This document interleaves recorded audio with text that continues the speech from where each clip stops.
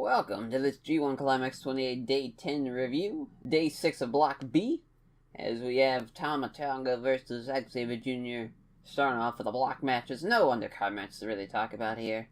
Nothing too crazy happening as we have some shenanigans with Tonga Loa pulling out Zack Sabre Jr.'s legs out from under him, and Tama tries to go off the ropes, and Takamichinoku pulls Tama's leg out from under him, so now both guys kind of the even playing field a little bit. Not as much as really, as, of course, Tonga Loa going to get involved a lot more than Takamichinoku will.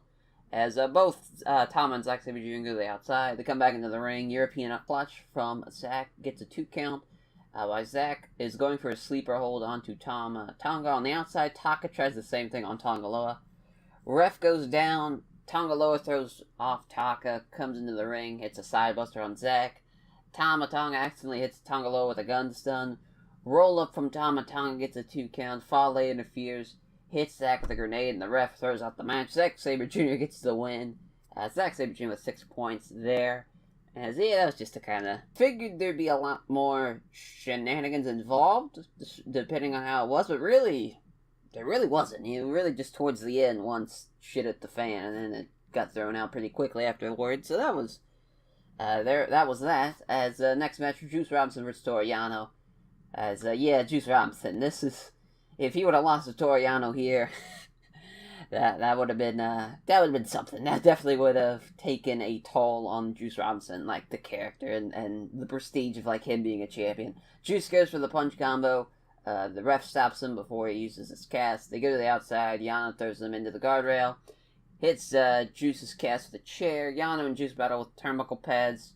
Juice puts Yano in the airplane spin. Both guys get dizzy, and Juice is like trying to throw punches. He's missing Yano, and just a comedy little spot there. Ref stops Yano from using a low blow. Juice hits Pulp Friction, and he gets the win. Juice is on the board with 2 points. Yeah, everybody's got points now. That was pretty.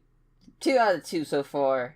Pretty easy prediction so far in the show. Really nothing too crazy that's happened predictions-wise. I couldn't wait for this next match here. This one, very excited to see it. Kota Ibushi versus Tomohiro Ishii, without a doubt, match of the night. Starts off fast, both men running into each other with shoulder blocks. They do a sequence ending in Ibushi missing with a moonsault. Lands on his feet, though. They exchange some strikes. Ishii does his punch combo in the corner with Ibushi going down to the ground. A beautiful dropkick from Ibushi. Springboard crossbody to the outside from Ibushi that lands right on Ishii's head. That did not look good.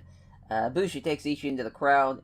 Ishii tries to powerbomb Ibushi onto the floor on the outside there into the crowd. But Ibushi counters with a Hurricane Rana. Ibushi does a moonsault off the railing in the crowd to the floor onto Ishii. Holy shit. You had a feeling that was going to happen once, I saw, like, the platform where Ibushi stepped to. It's like, oh, he's going to do a moonsault off that fucking thing. And it's just like, yeah, that's that crazy bastard doing more crazy shit. If he does a fucking dive off the Budokan railing again, and he has to get banned from Budokan again, and the match gets Omega, or just one of those matches where they're at in Budokan, that'd be fucking nuts. As Ibushi brings him back into the ring. Half Nelson suplex on Ibushi gets a 2 count. Ibushi just kicking the shit out of Ishii here. Ishii gets to his feet. Ibushi kicks him again. Ishii throws a form that drops Ibushi. Ishii does a superplex on the top rope.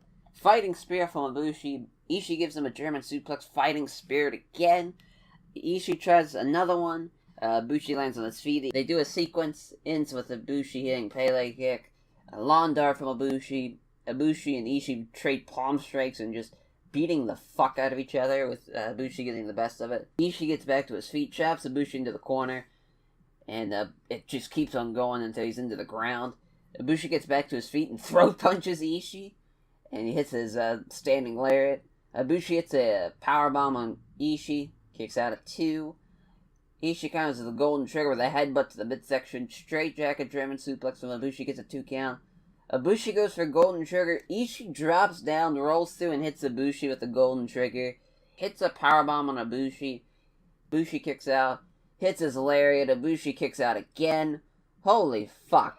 This is just insane. Ibushi hits a brainbuster. Strike exchanges from both men. Ends with Ibushi hitting the golden trigger, picking up the win. What a great match. That was everything I hoped for and more. Good luck following that shit. Like, that was insane. That was, that was awesome.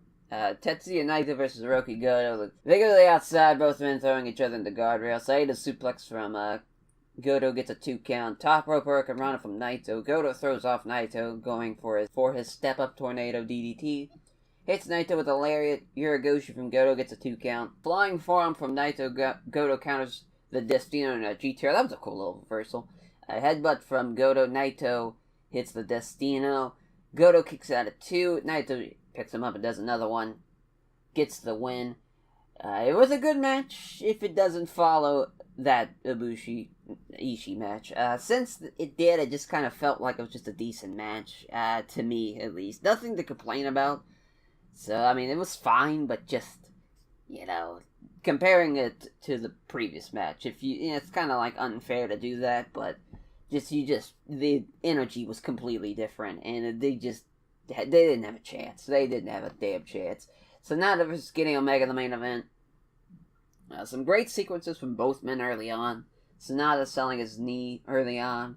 Omega focuses most of the match on the knees to begin with, pretty much throughout the beginning and middle part of the match. Dropkick from Sonata into a springboard crossbody to the outside onto Omega. Omega goes for his You Can't Escape combo, hits the Finlay roll, but stumbles going for the moonsault, giving Sonata enough time to get his knees up. Terminator Tope from Omega. Absolutely kills Sonata with it. Both men land on their feet on German suplexes.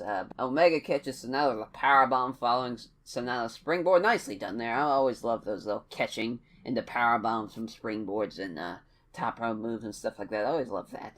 Snapdragon suplex from Omega gets a 2 count. Omega gives a couple of V-triggers to Sonata's shoulder. As Tiger suplex from Sonata gets a 2 count.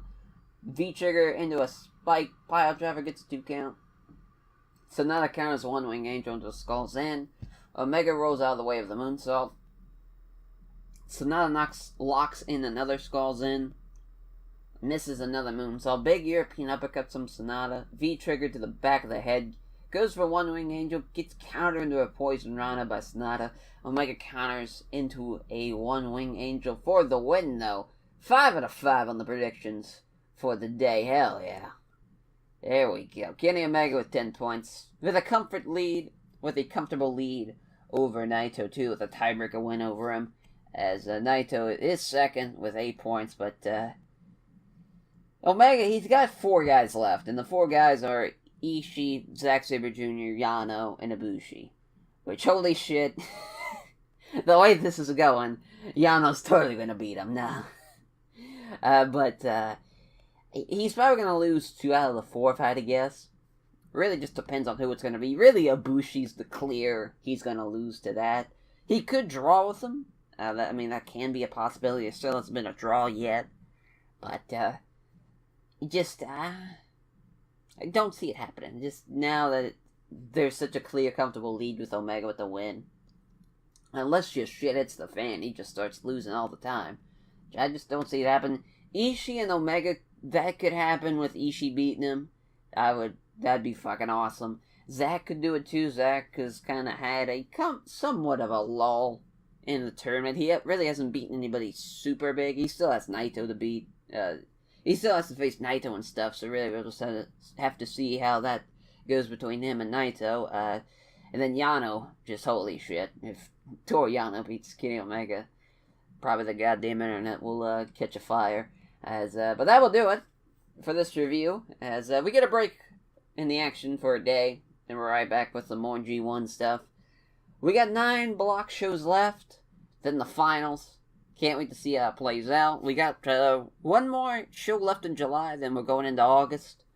As that will do it for the review of this G1 Climax show day 10 of the tournament. And we'll catch you guys next time for day 11. Take care, everyone.